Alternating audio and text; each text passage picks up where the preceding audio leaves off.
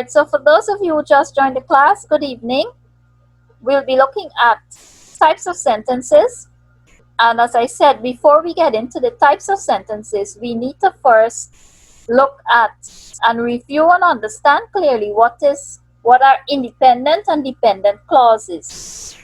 Now, before that, let me just go back a bit. There are two things you look at when it comes to sentences, and don't confuse them.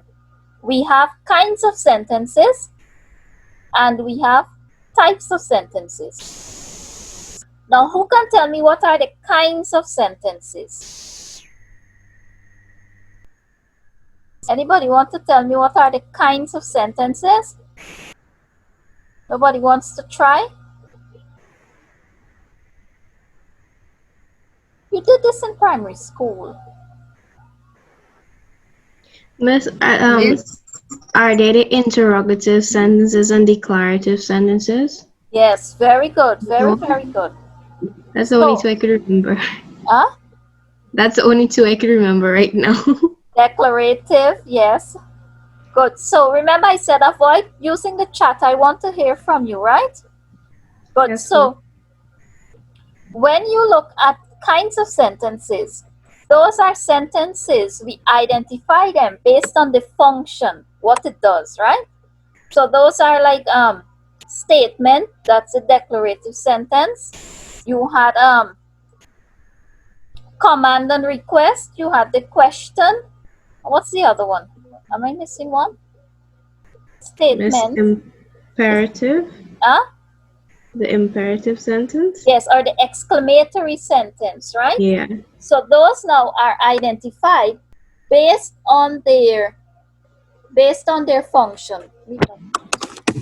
But types of sentences, as we will be looking at, are based on how they are composed, what they are made up of. So kinds of sentences are identified based on their function, what they do, and types of sentences are identified based on their structure, what they're made up of. So just take a minute to read this here, the independent clause. Just this part and I'll explain. Miss, just read? Yes, just read for yourself and then I'll explain in a few minutes.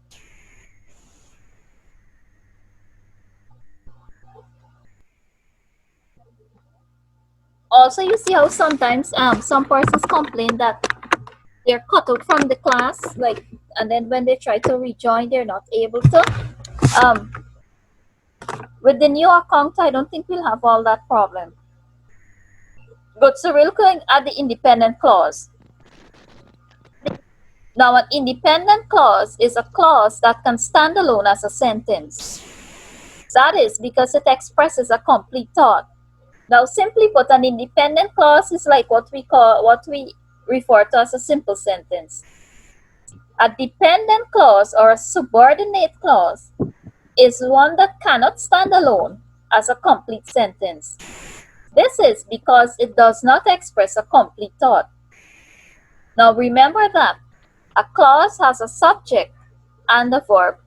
Please note, you don't have to be copying the notes. I will forward the notes to you.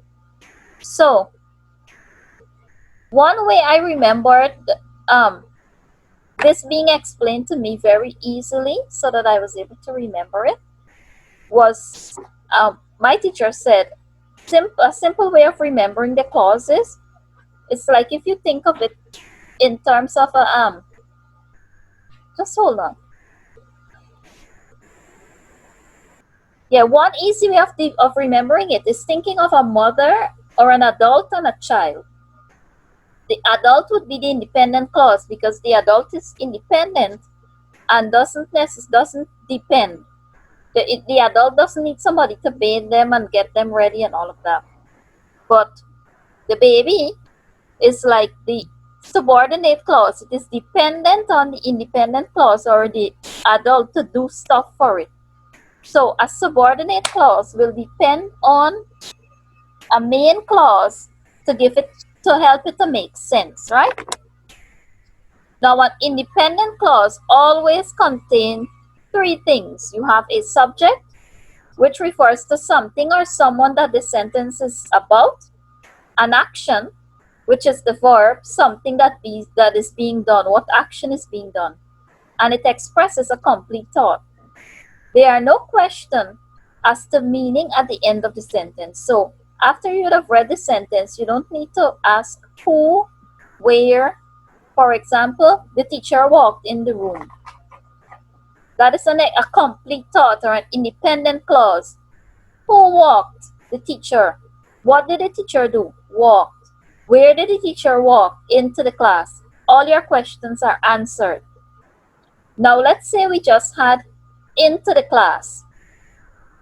That does not express a complete thought, because at the end of that, you're asking yourself, what happened into the class? Who went into the class? Or what action happened in the class? So you have questions, but that's a dependent clause or a subordinate clause. But when you deal with independent clauses, you don't have any questions at the end of the sentence. Now I'll just move to some examples.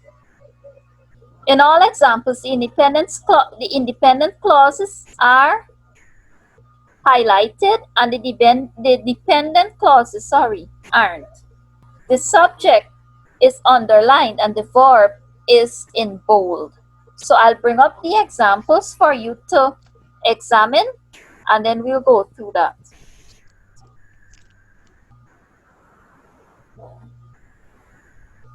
Good, so we have the first example. The patrol had spotted the sniper. Now this is the independent clause. It expresses a complete thought. The patrol spotted the sniper, who was hiding in an attic. Now we have here the dependent clause, which is not highlighted. The subject is underlined, who, and the verb here is in bold for both of them. So we have here the patrol had spotted the sniper who was hiding in an attic. Now be careful here. Note that both the independent and the dependent clause, because they're clauses, they both contain a subject and a verb each. Okay? Now let's forget the independent clause and let's look at the dependent clause. Who was hiding in an attic? We have questions, right? And exactly that. Who was hiding in the attic? Why was the person hiding in the attic? You have questions, right? Now the patrol had spotted the sniper, so we're talking about the sniper. What about the sniper? He was hiding in the attic. Example 2. Do you know the butcher? That can be a question. If we take this independent clause out, it's a question. Do you know the butcher? Who went to court on Saturday? So do you know the butcher?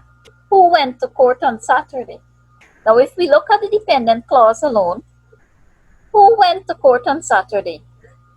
The sweeper went to court on Saturday. Why they went to court on Saturday? What about the butcher? Good. So who went to court on Saturday? The butcher. What about the butcher? Do you know him? The third one, I am not tidying the dishes. So that's a statement there, flat out statement. And it's an independent clause as well. I am not tidying the dishes. Why? Unless Peter helps. So unless Peter helps, what happens unless Peter helps? Why? What does Peter have to help with? We have questions for the dependent clause. When it rains, now look here, they switch it around. We have the dependent clause coming first and then the independent clause. When it rains, what happens? The daffodils bow their heads. Now notice that how the shaded clauses could all stand alone as sentences. They are independent clauses. Now I'll stop here for today.